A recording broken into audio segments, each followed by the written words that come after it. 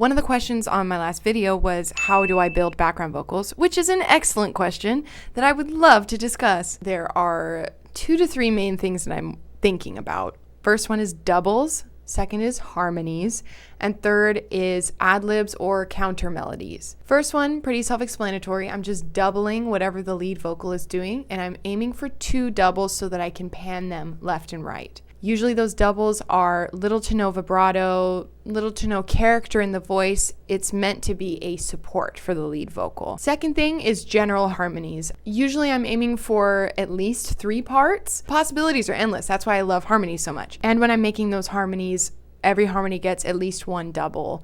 And so we're creating almost like a fake choir situation, and all of those harmonies are getting panned.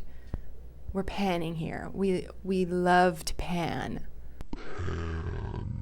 The last thing that I'm looking for is ad-libs or counter melodies. Break out your inner Ariana Grande and just let her fly. I don't have a lot of ad-libs going on, but I do have some counter melodies. I'll give you an example. I feel quite ashamed to say I waited till I broke to walk away. I guess in my opinion, a counter melody is sort of like whatever the main melody is not doing.